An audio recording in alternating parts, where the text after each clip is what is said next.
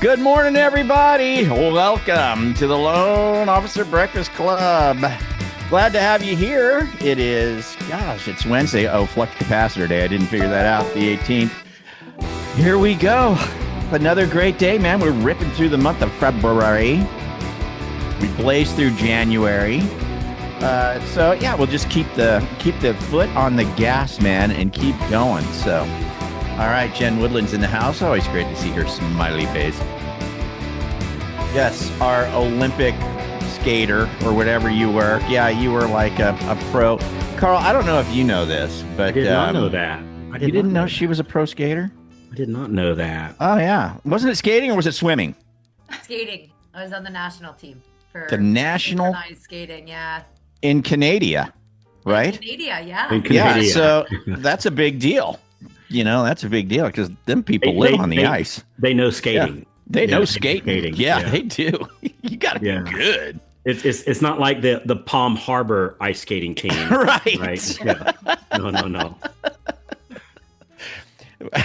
Yeah, they're used to the slushy ice. You know, this ice is weird in Canada. It's all hard and cold. The only ice we get comes in a cone. You know, it's got like pink stuff on it. You know, so hilarious. Dude, so Frank, I am so nervous, man. Why? I am so nervous. So, the Mortgage Marketing Animals actually is we sponsor the local Little League teams. Sure. You know, we do 6 or 7 teams each season. Like whatever's left, we take. You can't get sponsors. Don't send the kids away. You know, we'll take them. So thanks to all of you guys that make that happen. So anyway, they called me up like 3 months ago and said, "Hey, you want to do first pitch?" I went, "Sure." Well, I just found it's Saturday, man. I'm doing freaking first pitch, and it's like I haven't touched a baseball in like 10 years, you know, and I'm all nervous. Is it the legit distance, the whatever it is, 66 feet, or what is it? What's the distance from pitcher's mound to home plate? Somebody, I can tell it's further than I likely can throw. That's how far it is. It's It depends on the age group. So that's what I'm saying. Like if it's little league.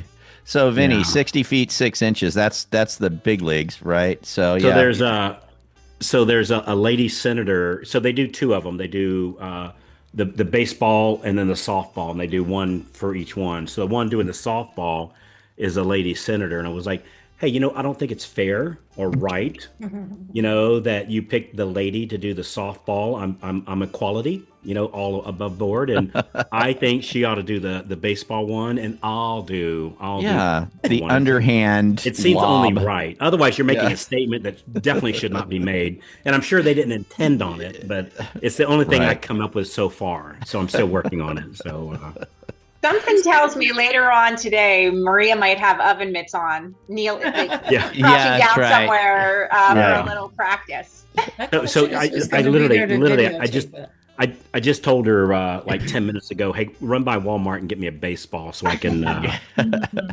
You see Maria out there in the yard in the squat. No, we're going out. White. Put some heat on it. We're not doing it. We're going out to the field. Okay. Even better. Yeah. Familiarity. Yeah. Been here. Yeah. See how far that is, you know. So then I thought, like, I could put a sling around my arm and went, I fell. Unfortunately. I was practicing, and I think I got the Johnny Toms. What's it called? Tommy John. Tommy John's. Yeah, whatever it is. Yeah. All right. So, hey, Justine. Do me a favor and figure out the flux capacitor. I already figured it out. Oh, you figured it out? Do you know how much capacitance we have left in the year? I do. 87.2%. 87. Well, see, Justine says 86.6, 87.2, close enough. Well, wait, she's in CPC. Yeah, but she's in South Africa, which is like the time zone. We didn't account for the sub-equator. It's not just the tilt of the Earth in South Africa. That's right. It goes a little faster in South Africa. It's somewhere in that 86, 87%. So yeah. So there you go. Flux capacitor, man. We've only got about 86 or 87% or so left in the year. Still a good number. A lot of time, right? But hey, man, the way that we got to approach this thing is treat it like there ain't no time left and just really go for it. You know what I mean? just keep the foot on the gas, guys. I hope you guys are doing well. Hey, another fun one for you. I'm going to put. I enjoyed this Bible verse today. Once in a while, we like to put Bible verses in. What's your favorite Revelation Bible verse? Favorite Revelation Bible verse? Yeah, good one. Love it, love it, love it. So we can do that. While you guys are putting those in, Carl, there are a couple requests for a video of your first pitch. So Ooh, Carl, please. The video of the first pitch would be great. It would be great. It would be. It would be. It would end up on the blooper reel, you know. It would start off by me throwing, and it would end off by somebody saying, "You know how much those lights cost?" Yeah. So, hey, all kidding aside, Carl, when you were a young man, a young boy, were you a baseball kid? Did you play baseball?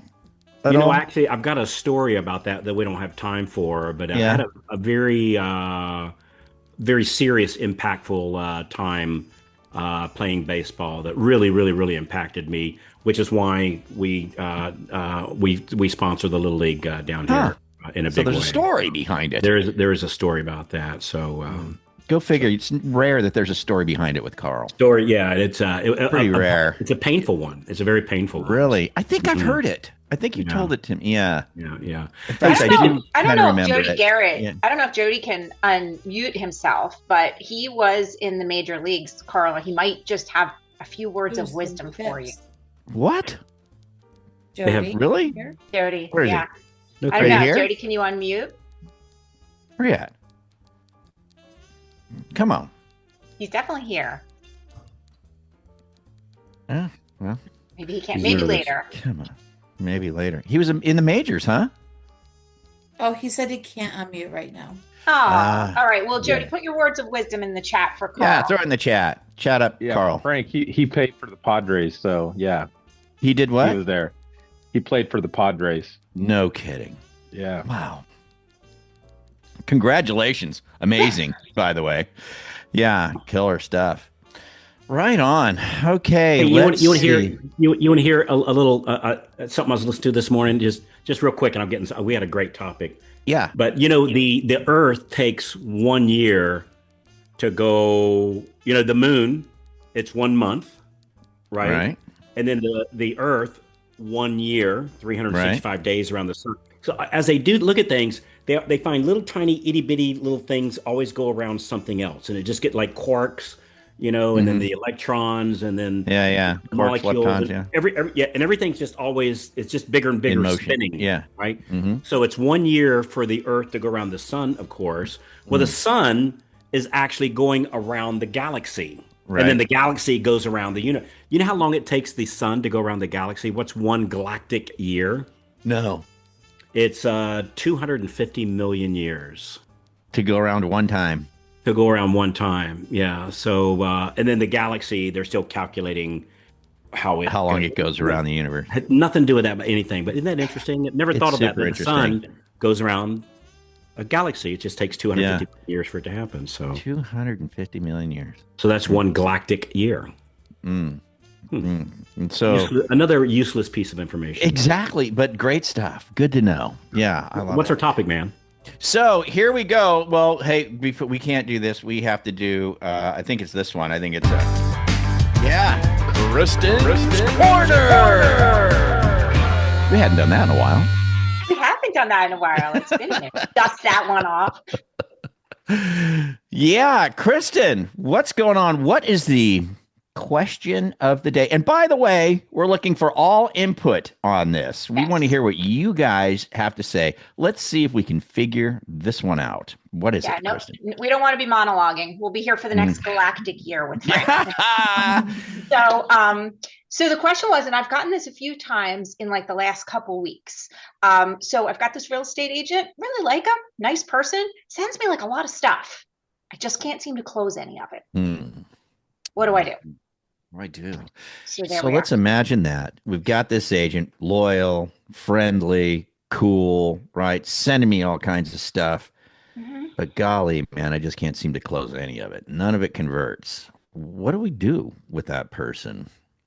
I'm curious. And of course, we brought this up in the green room, And Carl comes in with Yeah. this totally different angle that I hadn't thought of course. Right. Right. Right. I'm curious to see. So, Giancarlo, why don't you go ahead and just raise your hand and say it? What do you think? If you're getting value from this already, go ahead and tap that like button. It helps more loan officers find content that actually makes a difference. And hey, if staying ahead of the market and learning what's really working in our industry matters to you, hit that subscribe button and ring that bell so you don't miss another episode. We read every comment, so drop your thoughts down below. We'd love to hear from you and know what's working or what you'd like us to cover next. Thanks for tuning in, and we'll catch you here next time. Because I know you're really shy about talking here on Breakfast Club. Really shy. No, I want to see my people succeed. Honestly, that's why I share. So you definitely need to have a business conversation with your agent, okay? And just one of like, hey, are you really frustrated that you're getting all these leads in, and nothing is actually working? And you'll discover that they're more than likely really frustrated as well, because they're more than likely feeling that, man, I got all this stuff coming in, but nothing is closing. I'm not making any money. So maybe it's an opportunity to grow the relationship into something that's a little bit more mature, right? Where you can be like, hey, maybe our lead source is not working, right? Let's put our efforts in something that's going to be more beneficial for both of us.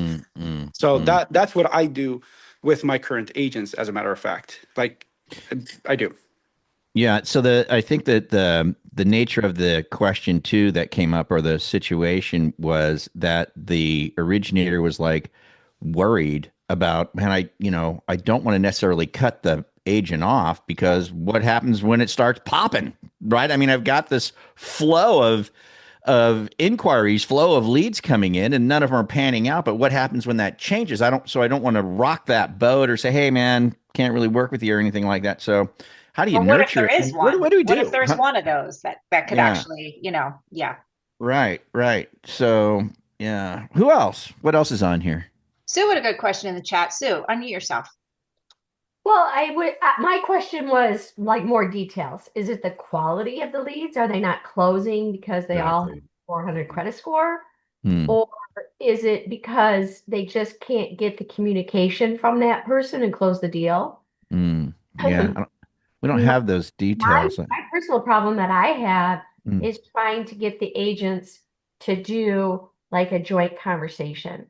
So I get on a daily basis, hey, Sue, I sent you someone. Well, can I get a name? Can we do a group text so that I can talk with them? Where mine is, I get a lot of them that, hey, I sent you one, but I never get a phone call. Kind of. And are they really sending me one? Are they just trying to appease me by saying, yes, I'm sending you one? So my goal this year has been trying to train them to make it into a group text or email so that I can take it from there and make sure that they do close. Yeah. The group text is the way to go on so many things. It really is. I can't tell you. And, we even talk about that when it comes down to calling our past client database. We have conversations with people. We, at the end of the conversation, hey, if you come across any friends, family, coworkers looking to buy, sell, or refi, can I count you some my way? And then you get past clients that'll say, oh, yeah, I've sent people over to you. Yeah. Oh, yeah, sure. I just sent somebody, you never heard from anybody. So that's where, even with the past clients, we got to train them. Say, hey, man, do me a favor. Just do a three-way text. That would be the best way to do it. So I agree with you, Sue. Three-way text for sure, because maybe that indeed is part of the problem. Bill, what do you got? I was going to say three-way text for sure. I tell them that's how I can keep you abreast of every conversation that I have with the borrower. And then that way, I've talked to them and then vice versa. And if I haven't talked to them, what's going on there as well. So I use that angle. But then what I also do is I watch them, because every time I'm calling them during the week, I pull up their MLS and I see what they're doing.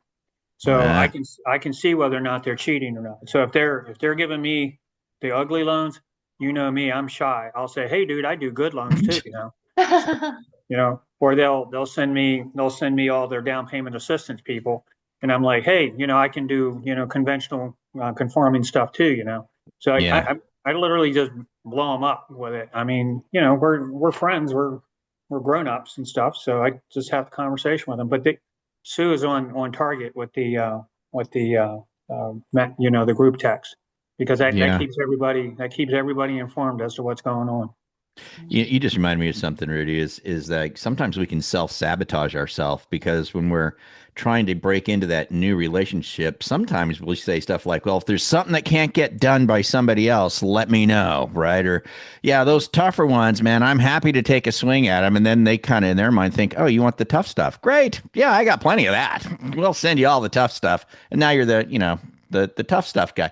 Hey, I see David's got your hand up. Chauncey, you do too, but Chauncey, you were first, so I'll take you first. Then David will go to you. What do you got?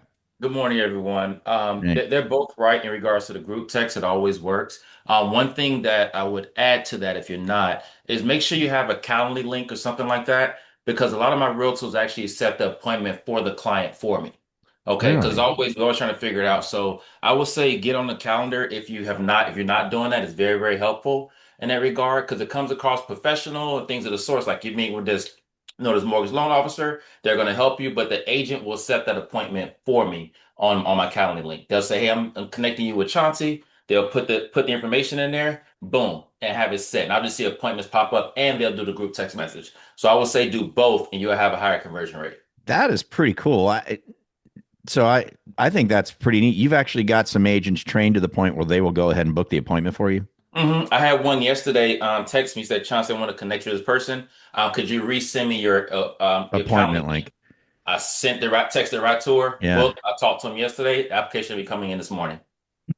Have you gotten a domain name like bookchauncey.com or anything like Yeah, that? you can change it to whatever you want. Yeah. But I just use Calendly. When you go on Calendly, you can set up the page, the appointment Well, I page. mean, you could get a domain name at GoDaddy and just forward it. So it's a easy speakable thing. Right. Yeah, just go to Got it. bookchauncey.com.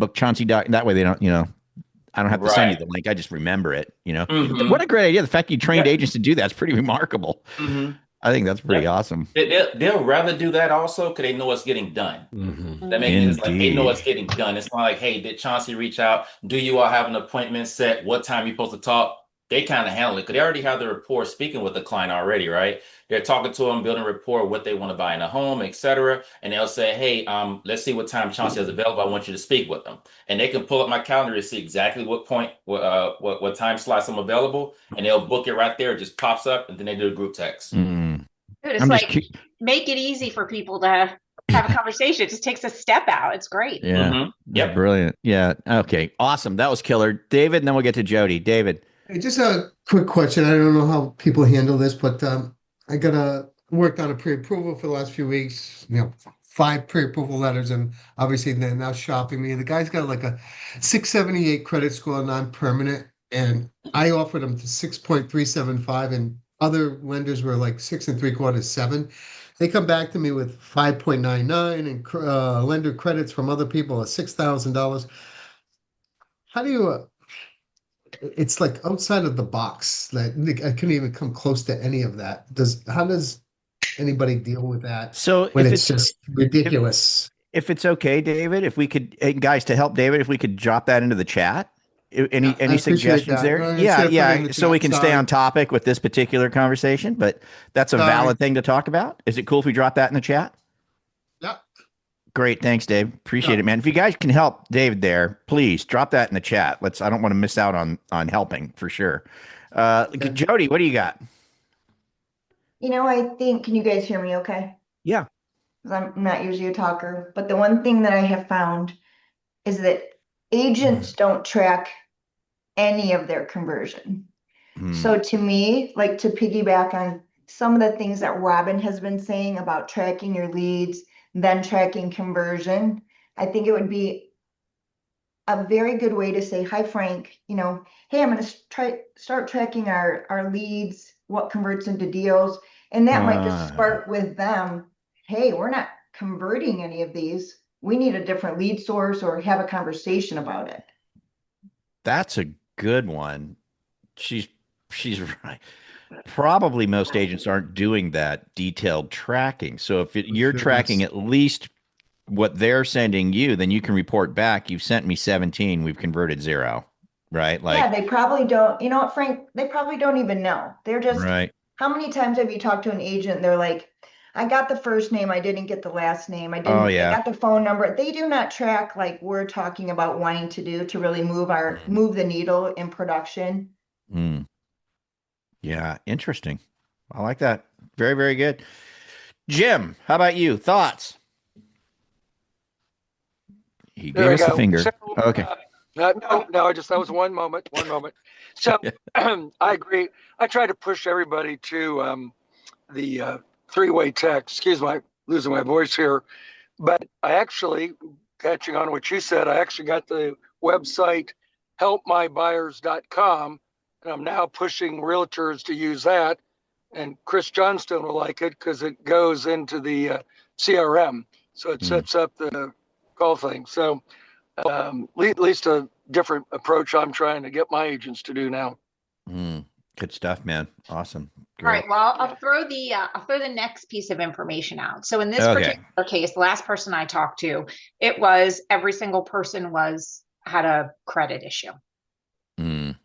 So it was a lot of like, I can help you, but not today. Credit repair type of situation. So nobody's actually going through to the closing table. So Got it. and I have a couple people in the chat saying the same thing. Yeah, that there's a lead source thing happening. Carl, what's your thought on that? I was just, first of all, I was chuckling at Super Dave Osborne. Remember Super Dave? Yeah. You know who Super Dave is, Frank? Yeah, I remember. He was a funny guy. Somebody just made a comment in that thing. That was a funny guy. He was a very, very, very funny little comedian. So for me, there's four things that I'd measure. These are probably a good four things to write down. Jody hit the nail right on the head. It's like they're not, what we were talking about in the green room is when something doesn't close, that's not the problem. That's a symptom of the problem. Right? So not closing is not the problem. That's a symptom of the problem. I don't have enough closings this month. That's not the problem. That's a symptom of the problem. I didn't get enough leads this month. That's not the problem. That's a symptom of the problem. So on this thing of they're not converting, that's a symptom of the problem. The problem is one of four things. So every time you get a lead, measure these four things. And Jody, reporting that back to the agent, brilliant idea. Frankly, I've never done that. That's a great idea. I've measured it. I just haven't reported it back. So that's a great idea. So here's the four things that I call it my fanatic four. I'm a fanatic about these four things. So my fanatic four when you get a lead in. So, and I guess there's actually five. Number one, how many leads came in? So you track the lead, right? So I got X amount of leads. Next thing, the first thing you want to track is of my leads, how many did I talk to? Like, is the issue what? And that's a lot of what we've been talking about here. Well, I didn't even talk to them. Well, we've got a lot of solutions for that. Putting on a three-way, these different things that we talked about today. That's, so how many leads did I get? How many did I actually talk to? Right? So if my talk to is low, it's a bad handoff, right? So now that I know how many I talked to, of those talk tos, next thing I measure, how many credit pulls did I do? So of the leads, how many did I talk to? And then of those talk tos, how many credit pulls did I do? Because the issue might be my scripting. Because if I'm talking to people and my credit pulls are low, I have a scripting issue. Right? I haven't given them good enough reason for me to pull their credit. By the way, never say I'm going to pull your credit. We're going to review your credit together. I'm not going to pull your credit. We're going to review your credit together. We're going to review your credit together. So I measured how many leads. So number one, how many talked to. Number two, how many credit pulls did I get? Of those credit pulls, how many were pre-approvable? Right? Do I have a good source? So I'm measuring. So my lead to my talk to is the handoff and my follow-up. The talk to versus a credit pull. Now I've got a source situation. When every time Kristen gives me, not every time, 80% she gives me a referral, they've got good credit. So I know I got a good source issue. If Realtor, I'm just making up name, Realtor Renee refers me over and I have 80% talk tos, I have 80% credit pulls, but I've got 20% pre-approvals, I've got a source issue. Like and I don't mean this, it's just what we've already said. She's dumpster diving, right? She's going to the bottom of the list. She's got a source of challenged people. Not that we can't help them. I'm not saying that.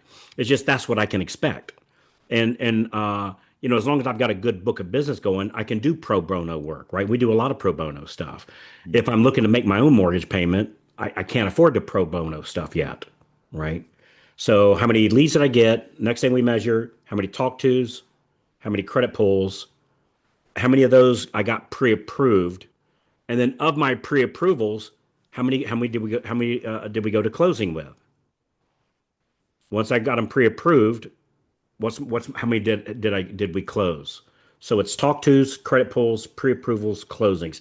Each one, if they're off, is a different issue that's causing that symptom. And so, like, if I got pre-approvals and I'm not having any closings, I'm likely having a follow-up issue, or I'm likely, oh, gee, I don't want to bug them by calling them on Thursdays on my pre-approved looking day.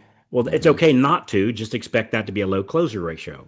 Right. And if you're okay with that, continue that behavior. If you're not okay with that, follow the daily success plan. Call them every Thursday with the scripts that we provide. And so so the person put across that question, I would say, well, wait a minute, that's not enough information. Hi, thanks for enjoying Loan Officer Breakfast Club here on YouTube. I just wanted to drop in and remind you that if you're a newer loan officer and you're trying to get to that 2 or 3 deals a month, or if you're seasoned and you're trying to get from 50 to 60 or 60 to 80, Mortgage Marketing Animals has you covered. We've got the full gambit from start to finish, top to bottom. Everything you need is at mortgagemarketinganimals.com. There's a reason that mortgagemarketinganimals.com is the #1 mortgage coaching platform in the country. So check it out, mortgagemarketinganimals.com. What we need to know is how many did you talk to? How many did you pull a credit on? How many were pre-approved? And then of the pre-approved, how many went to closings? Now we can diagnose the problem. Everything else is just a symptom. Does that make sense? Yeah, you brought this symptom problem thing up before, and it's great. It's very enlightening. Yeah. You know what it reminds me of? It's like your car's making a noise and you take it to the mechanic and they plug that thing in and different things light up. Yeah. Tell them where the problem is. This is diagnosing to pinpoint where that problem is. And Carl, I have a follow-up question for you. So if all things being equal, let's just say #1, I'm getting a good amount of leads. #2, I'm talking to a good amount of the people and I'm kind of pulling their credit, but everybody, I can't seem to get anybody pre-approved because there's credit issues. It could be 2 things, right? It could be that they're dumpster diving, like you said earlier, or it could be, I asked for the junk and I'm getting the junk. Or I said, well, hey, if you got one that nobody can close. Give me you're tired, you're weary, and you're poor. Yeah, right. Exactly. Yeah. They'll give you they're tired, they're weary, and they're poor. They got plenty of it. Right. Yeah. So Yeah. Interesting. Yeah. I think it depends on what your ask is, and just having a good, I tell you, I just keep going back. The follow-up refer back is just killer. Like it works great with agents that's already working. Like I had somebody text me over the weekend, or maybe it was Friday, or a couple days ago, somebody texted me. And it was a great text. They said, "Hey, I'm meeting with 2 agents that need more leads tomorrow. What should I tell them?" I tell them to prospect more. I mean, I mean that's just, I don't like searching out agents that have low closings, right? Because now I have to teach them a sales process, and the likelihood of that working out is not real high. And so I like to go after prospects that are already doing the job. They just need help converting. That's the people that I'm looking for. So not that you can't work with newer agents, but again, it's okay to do pro bono work as long as you're in the financial situation that you can afford to do pro bono work. Yeah. Yeah. It's the old orange tree thing you've always said, like, you want oranges, why not go to a tree that's got oranges on it rather than, plant an orange seed and maybe it'll grow. It's like, don't teach. I had somebody tell me something one time that I've never forgotten. He said, "Carl, don't teach a horse how to climb a tree. Find a squirrel." Yeah. Right. So I'm looking for squirrels. Yeah. Good stuff. Good stuff. Wow. Well, that was good, man. I think we hashed that one out pretty dang good. I like Jody's thing. That was pretty cool. That was good to do the individual tracking and reporting back on each agent, and then report back to that agent. Yeah. Here's your conversion ratio. And FYI, if you're already converting, let's say on the north side of 15% of their leads, you don't have a problem.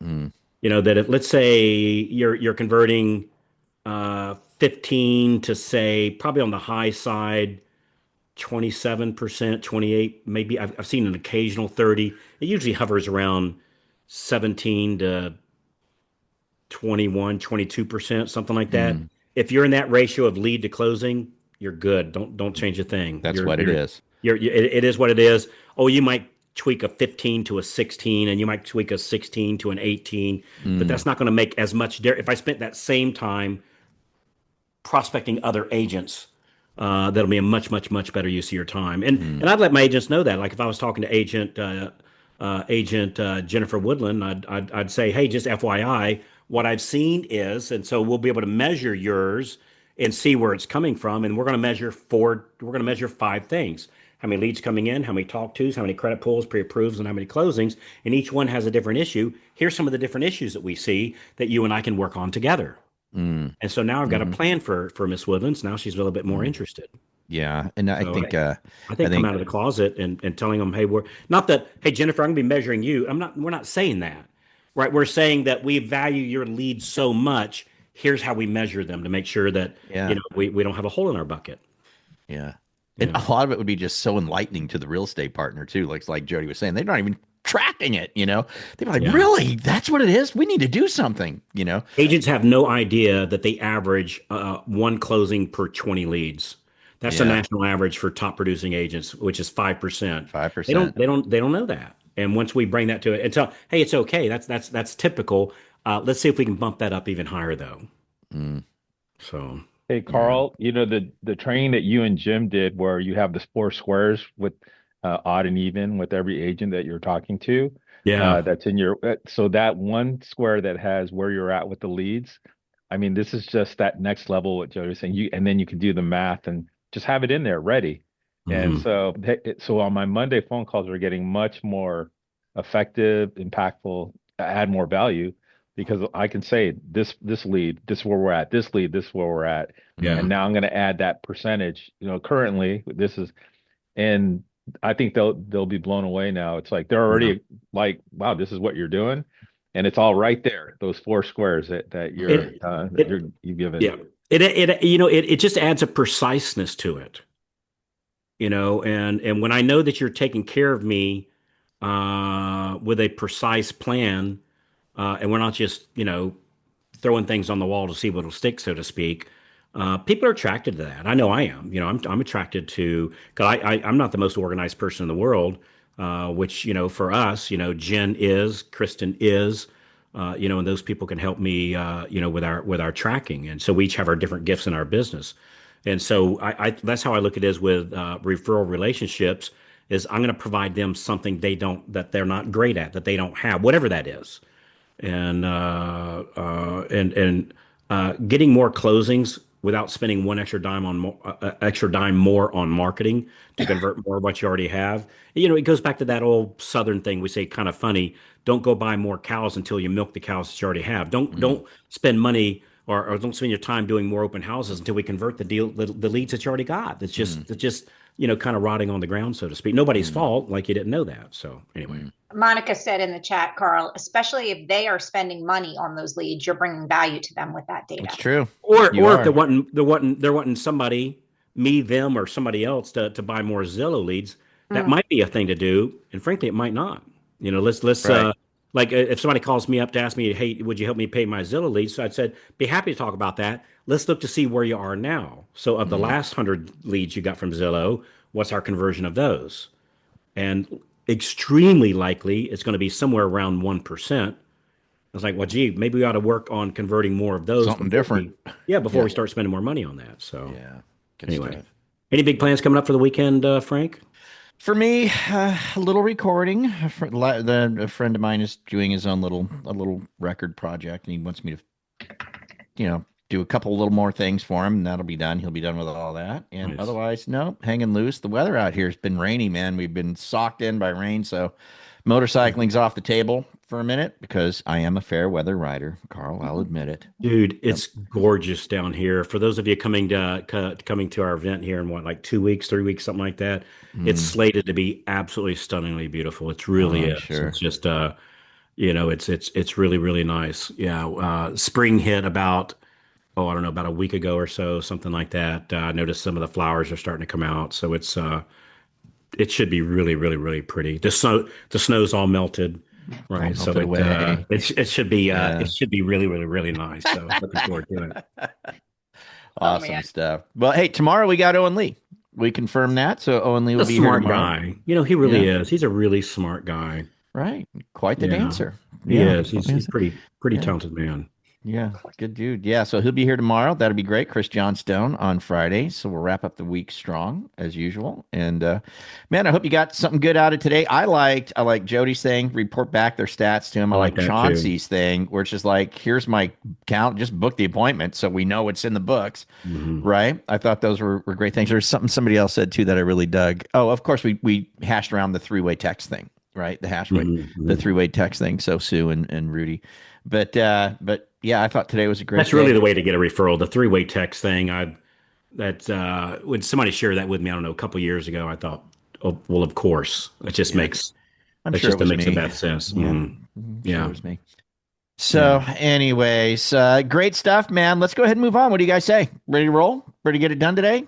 All right, man. You guys have a great day. Don't forget, today is Past Client Wednesday, so jump on the horn, ask for the referral, and encourage them to start a three-way text if they give it to you. You guys have a great day. We'll catch up with you here tomorrow with Owen Lee. Adios. Have a great day, everybody. Thanks so much for all the input.